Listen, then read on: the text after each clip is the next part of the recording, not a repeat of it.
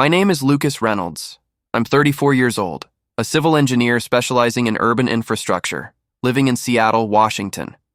I've always been the steady type, analytical, patient, the guy who plans every detail before making a move. I don't do rash decisions or heated arguments. I believe in strategy, in letting things unfold at the right moment. For over 4 years, I was with Olivia Hayes, a real estate agent with big ambitions and a flair for networking. She talked endlessly about empowerment, closing deals, and living without boundaries. We clashed sometimes on priorities, but I thought we balanced each other. I gave her freedom. I assumed she valued mine. Turns out, I was mistaken. It was late April 2025 when Olivia pulled me aside after dinner. No preamble, no discussion, just a declaration. She was heading to a high-profile real estate conference in Miami for a week. But here's the twist. She'd be sharing a suite and collaborating on a pitch with her former boss, Derek, who also happened to be her ex from college. She framed it as a career booster, a chance to reconnect professionally and land bigger clients. "It's nothing personal," she said, eyes already distant. "You trust me, right? This is about growth."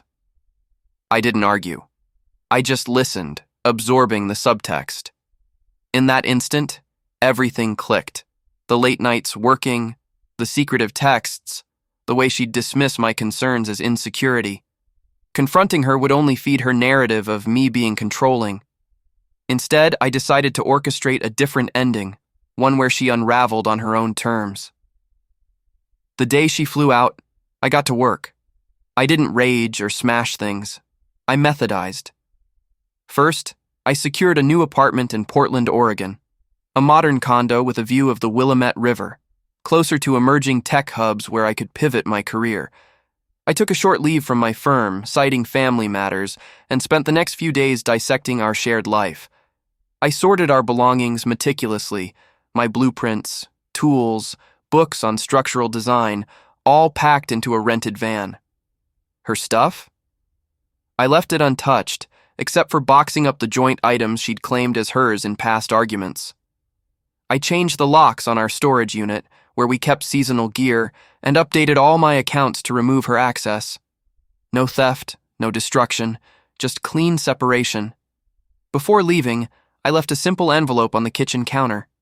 Inside was a printed email chain I'd uncovered months ago, buried in her laptop during a routine backup I helped with. It detailed her skimming commissions from a client deal last year, nothing massive, but unethical enough to raise eyebrows in her industry. I didn't send it anywhere yet. That was for later. The note attached read, "Actions have echoes. You've made your choices clear." Then I drove south to Portland, the rain-slicked highways mirroring my resolve. No social media posts, no calls to friends. Silence was my ally. Settling in Portland felt like recalibrating a faulty bridge, assessing weak points, reinforcing foundations. I converted a spare room into a home office, lined with drafting tables and software for 3D modeling. I dove back into freelance consulting, something I'd sidelined for our stable life in Seattle. My first project was redesigning pedestrian pathways for a small city revitalization effort. It paid well and reignited my passion for sustainable urban planning. I kept my move quiet, letting mutual contacts assume it was work-related. Predictably, Olivia's reaction upon returning was textbook. She blew up my phone with accusations, abandonment, cruelty, how I'd stolen her stability. Then came the public spin. Cryptic LinkedIn updates about toxic partnerships and rising above betrayal. She positioned herself as the resilient professional, launching a side hustle in property coaching webinars, all while hinting at a sudden exit from her partner. But cracks appeared fast. I'd anonymously forwarded that email chain to her agency's compliance officer, using a burner account routed through a VPN. No fingerprints, just facts. The investigation was swift. By mid-May, whispers spread in Seattle's real estate circles. Clients pulled out, citing trust issues. Her webinars? Attendance tanked after a former colleague commented publicly about inconsistencies in her success stories. I said nothing, watched from afar as her follower count dipped. Friends texted me updates, but I responded neutrally. I'm focusing on my path now. By June, Olivia escalated. She filed a small claim suit, demanding reimbursement for shared expenses like our old apartment's rent and utilities, claiming I'd left her in the lurch. My lawyer, a sharp Portland-based attorney I'd hired preemptively, dismantled it. We presented records, separate finances, my name only on the lease addendum, no cohabitation agreement. The judge ruled in my favor in under half an hour. Olivia glared across the virtual hearing, expecting some outburst. I gave her a blank screen, calm, composed. Walking out of my condo that day, I felt the weight lift. Her coaching business imploded next. A review site lit up with stories from past clients, overpromised listings, hidden fees, pressure tactics masked as empowerment advice. One viral thread called her sessions smoke and mirrors for desperate buyers. Event planners who'd booked her for networking panels canceled, citing reputational concerns. She tried damage control with posts about industry jealousy and women facing backlash for ambition, but it backfired. Comments piled on, ambition doesn't excuse ethics. Her agency put her on probation, then quietly let her go in July. Meanwhile, Portland suited me. The city's vibe, innovative, green-focused, aligned with my work. I landed a contract with a firm specializing in eco-friendly infrastructure, redesigning bridges for earthquake resilience. Evenings, I volunteered at a local makerspace, teaching CAD workshops to aspiring engineers. One participant, a young woman named Mia in her late 20s, stuck around after class to discuss load-bearing designs. Our conversations evolved into coffee meetups grounded in shared interests, no drama.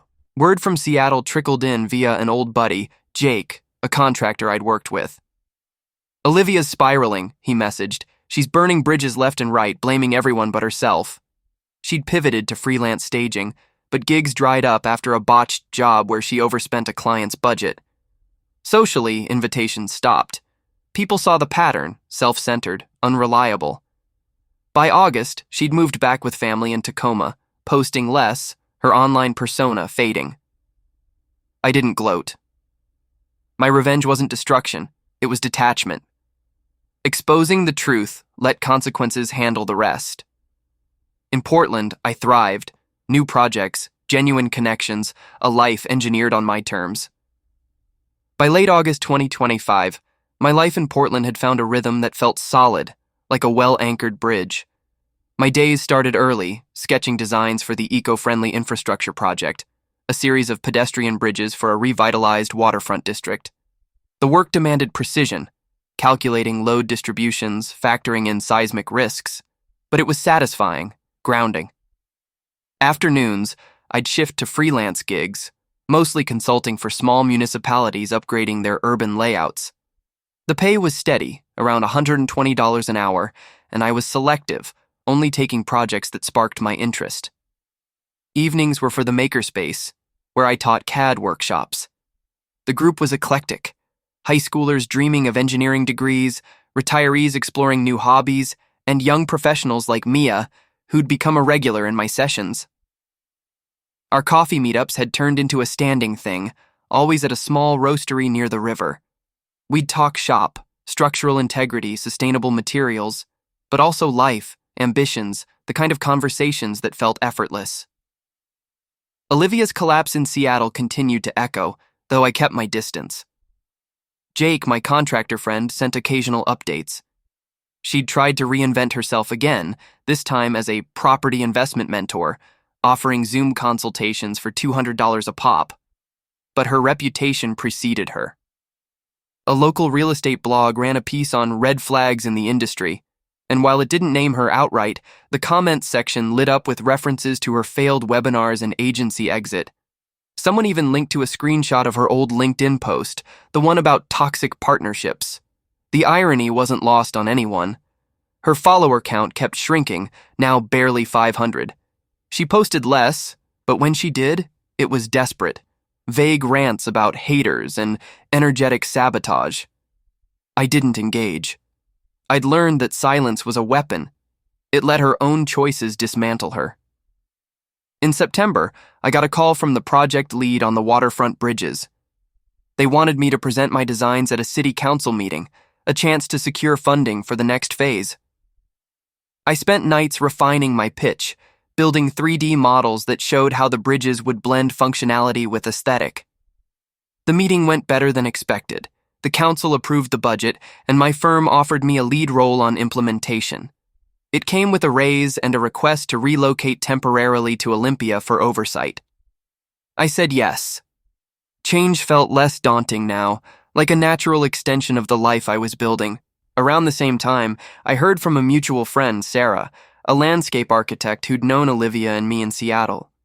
She texted out of the blue, "Just FYI, Olivia's telling people you sabotaged her career. Says you leaked that email to her agency.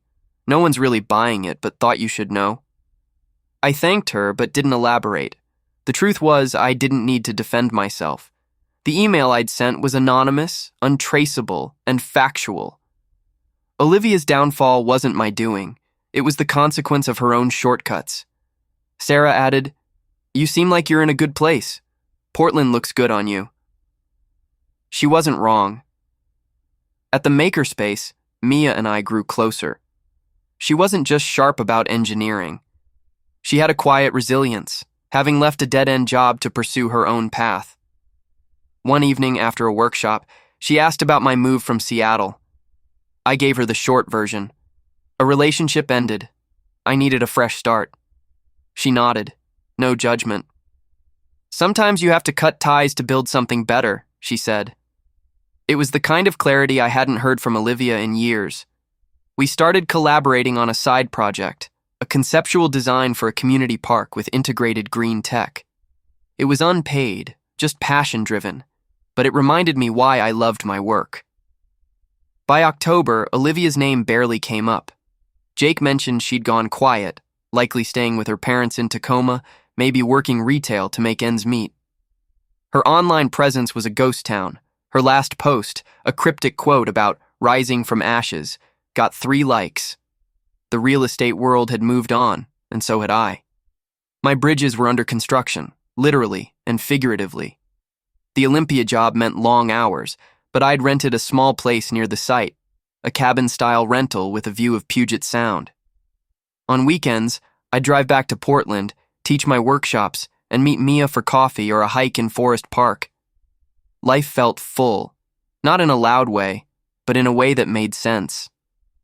Looking back, I realized the real victory wasn't Olivia's fall. It was my rise. I didn't need to shout about it or prove a point. I'd walked away, rebuilt, and let her choices catch up to her. The email I'd sent was less about revenge and more about accountability, a nudge to let the truth do its work. I'd given myself permission to stop carrying her weight, to stop explaining myself to someone who'd never listen. That was the freedom I hadn't known I needed. The city council invited me to a ribbon cutting for the first bridge in early November. Standing there, watching people walk across something I'd designed, I felt a quiet pride. Mia was there, snapping photos for our park project's portfolio. "This is yours," she said, gesturing at the bridge. "You made this happen." I smiled. "We make things happen," I corrected. She laughed, and for the first time in years, I felt like I was exactly where I was supposed to be.